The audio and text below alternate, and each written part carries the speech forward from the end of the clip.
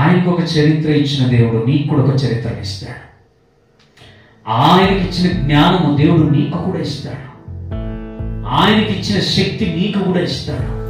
ఆయన చూసిన విధానమే నిన్ను కూడా చూసే విధానం.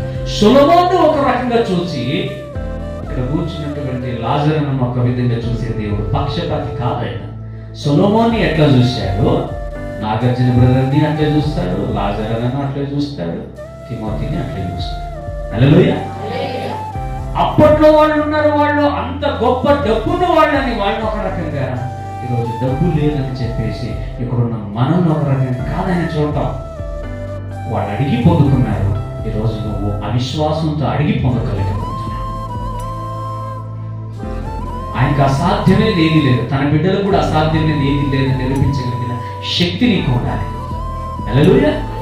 ఇంకొక 2 మాటలు చదువుకుని ముగించుకుందాం. యాకోబు రాసినటువంటి పత్రిక 1:5 ఒకసారి చదువుకుందాం.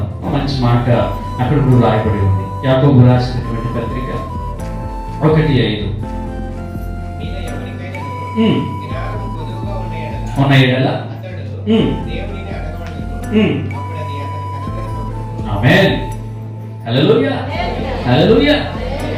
అనుగ్రహింపబడును. ఆయన ఎవరిని గద్దింపక అందరికీ సరి సమానముగా ధారాళంగా ఇచ్చే దేవుడై ఉన్నాడు.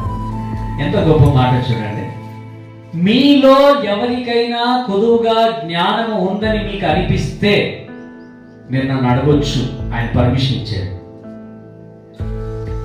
నువ్వు ఇంకా అడగలేకుండా ఉన్నావు అనుకో, అజ్ఞానివే లేదా జ్ఞానం లేని వారమే. ఈరోజు నీ ఇంటి వారు, నీ పొరుగు వారు, నీ స్నేహితులు, నీ బంధువులు అంటున్నారా, ఈమెకు జ్ఞానమే లేదు, వీడికి జ్ఞానమే లేదు, ఈయనకి జ్ఞానమే లేదు, ఈయన సరిగ్గా ఉండడు, ఈయన సరిగ్గా ఉండదు, సరిగ్గా మాట్లాడదు, సరిగ్గా ఉండదు. మరి నిజమే, మరి దేవుడిని అడిగి ఉన్న జ్ఞానాన్ని పొందుకోవచ్చు కదా. ఏదన్నాడు దేవుడు? ఏదన్నాడా? చెప్పలు గట్టిగా ఏదన్నాడా? ఏమంటున్నాడు ఆయన? ఇక్కడ దేవుని వాక్యం ఏం చెప్తుంది? నువ్వు అడిగింది కొంచెమే అని అంటున్నాడు, ధారాళంగా ఇస్తాను, విస్తారంగా ఇస్తాను, నేను ఇవ్వడానికి సిద్ధం. నువ్వు అడగడానికి సిద్ధమా? దేవుడు అడుగుతావు. అప్పుడు మనం ఏం చెప్పాలి? అయ్యా, నేను అడగటానికి కలిగిన జ్ఞానాన్ని కూడా నాకు అనుగ్రహించాలని దేవుడిని అడగాలి. ఇంకొక మాట సామెతల గ్రంథము 2వ అధ్యాయము 5-6 వచనాలు ఒకసారి చదువుకుందాం. అక్కడ నుంచి చాలా మంచి మాటలు రాయబడి ఉంటారు. సామెతలు 2:5-6. యెహోవా యందు గ్రహించదము, దేవుని గూర్చిన విజ్ఞానం నీకు లభించును. యెహోవాయే జ్ఞానం ఇచ్చువాడు, తెలివియు వివేచనయు ఆయన నోట నుండి వచ్చును. ఎంత జ్ఞానం చూడండి. ఇంతసేపు మనం సొలొమోను గురించి మాట్లాడుకుంది, ఇప్పుడు ఆయన రాసిన మాటలు ఇవి. ఆయన అనుభవించాడు, ఆ మాటలు పొందుకున్నాడు, ఆ జ్ఞానము. అందుకే ఆయన చెప్తున్నాడు, ఏమని చెప్తున్నాడు అంటే, యెహోవా యందు భయభక్తులు కలిగి ఉండుట ఎట్టిదో నీవు గ్రహించలేవు. దేవుని గురించిన విజ్ఞానం నేను పొందుకున్నాను కనుకనే ఈరోజు నేను మీకు కూడా చెప్తూ ఉన్నాను. ఆ జ్ఞానము చాలా అమూల్యమైనటువంటిది. నేను అడిగి ఎలా పొందుకున్నానో మీరు కూడా అడిగితే దేవుడు అలాగే మీకు ఇచ్చేటువంటి వాడే ఉన్నాడు. ఇక్కడ 6వ వచనంలో చూస్తే దేవుడే జ్ఞానం ఇచ్చేవాడు. అంటూ ఉంటారేమో అందరూ, అవునా? అయ్యో అశ్విని జ్ఞానం లేదే, అయ్యో తిమోతికి జ్ఞానం లేదే, అయ్యో నయమేమో జ్ఞానం లేదే. దేవుడికి తెలీదా వీళ్ళకి జ్ఞానం లేదని? తెలీదా? హల్లెలూయా చెప్పాలి. తెలీదా? తెలుసండి. తన బిడ్డలకి ఇవ్వకుండా ఇంకెవరికి ఇస్తాడు ఆయన?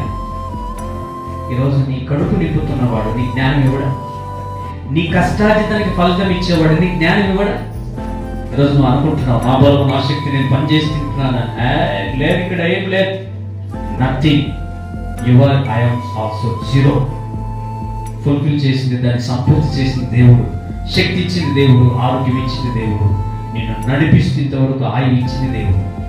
చెడగొట్టే వాళ్ళు ఉంటారు, అయ్యో ఏది పోతావు లేమో ఈరోజు చర్చికి ఇంట్లో కూర్చొని అక్కడ చేసుకొని తింటే సార్లే. చెడగొట్టే వాళ్ళు ఎక్కువ ఉంటారు, వాళ్ళకి అవకాశం ఇవ్వదు.